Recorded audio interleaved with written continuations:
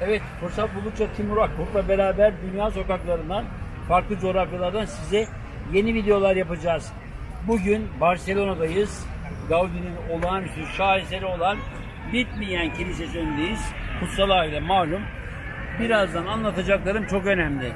Çünkü Barcelona benzerlikleriyle bize bazı şeyleri hatırlatacak bir kent. Çok eski, İstanbul kadar eski. Yaşananlar da ekonomik kriz, betonlaşma, yanlış politikalar ve başka olaylar. Bütün bunları birazdan izliyorsunuz.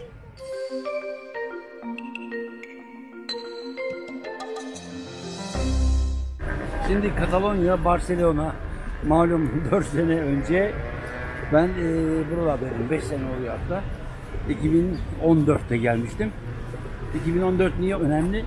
Çünkü o bağımsızlıkla ilgili bir referandum ve aylar süren gösteriler vardı burada.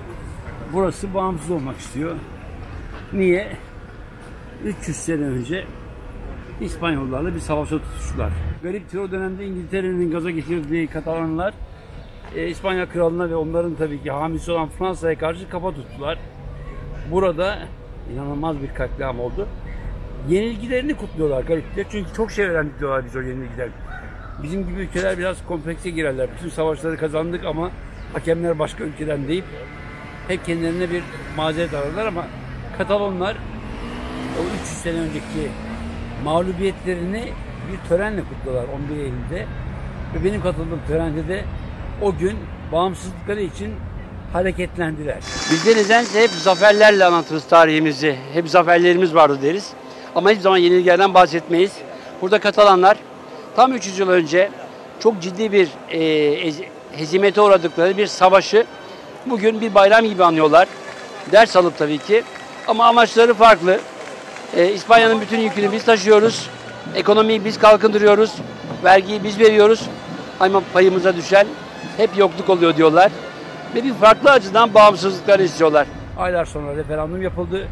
Referandum ne yazık ki yasa dışı olarak tanımlandı. Hem İspanyol hükümeti tarafından, Madrid tarafından hem de Avrupa tarafından.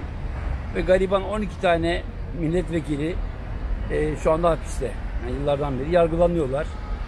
İspanya garip bir dönemde çünkü 1900'lerde çok gelişmiş bir ülkeydi, örnek ülkeydi ama 2000'lerde betona yatırım yaptı. Ciddi bir betonlaşma başladı. Tatil siteleri, her yerde inşaatlar ama halk o kredi faizleri ödeyemediği için inşaat sektörü battı.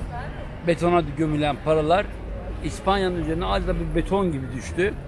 Ve öncelikle İrlanda, ardından Yunanistan ve İspanya Avrupa'nın bütün yükünü kaldıran ülkelerden biri oldu. Eziliyordu.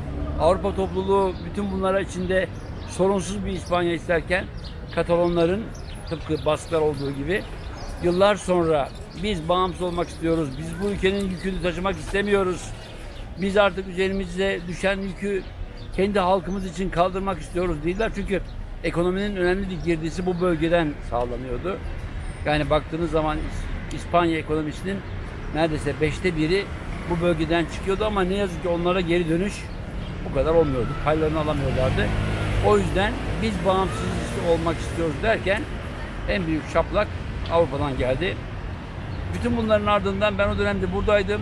Yıllar önce de buralara geldim.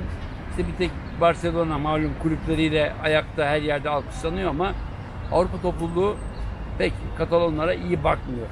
Yani işte bizde olduğumu başka bir şey oluyor, burada olduğumu başka bir şekilde yorumlanıyor. Bu bütün böyle. Peki ne olacak?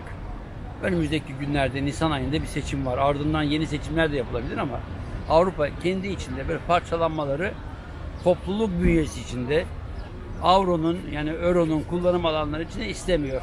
Çünkü aynı olayın bir benzeri İrlanda için de geçerliydi.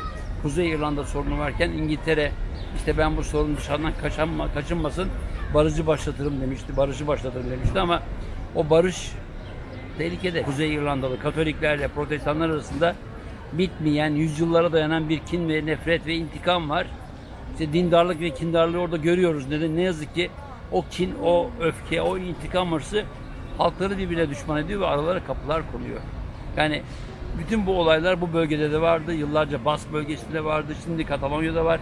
Tabii Bask'ın talepleri farklı çünkü Bask bölgesi dağlık bölge.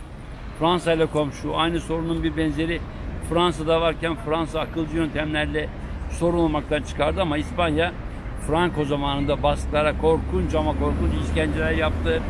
Bütün özgürlüklerini aldı. Dil hakları yoktu, eğitim hakları yoktu. Mengenelerle, şaka değil, boyunları kırıldı Bask gençlerinin.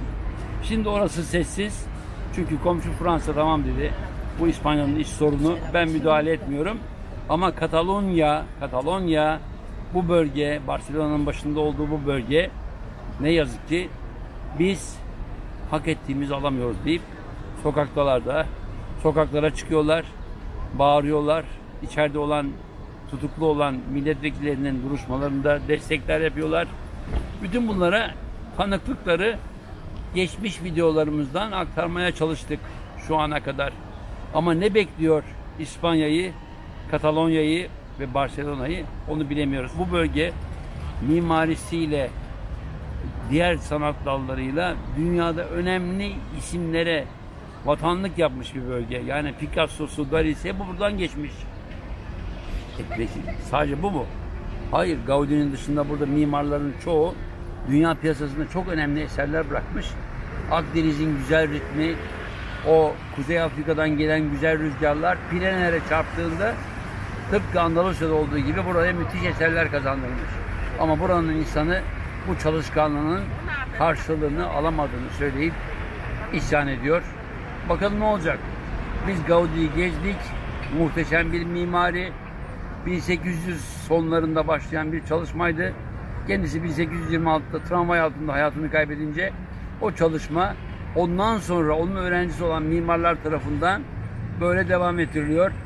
Bitmeyen bir kutsal aile kilisemiz arkamızda. Coşkun Aral Anlatıyor'un bir bölümünü daha burada bitirdik. Barcelona'da, Katalonya'da Gaudi'nin o olağanüstü şaheserinin önünde. Bundan sonra da bizi izlemeye, abone olmaya devam edin. Eleştirilerinizi, önerilerinizi, isteklerinizi bekliyoruz. İmkanımız oldukça dünyanın her tarafından Timur'la beraber güzel videolar yapacağız. Güzel bölümler hazırlayacağız. Geçmişte yaptıklarımızı da buluşturacağız. Çünkü çok şey yapmışız, onu biliyoruz. O yapılanların da değerini sizlere tekrar yeni bölümlerde aktaracağız. Hoşça kalın, görüşmek üzere.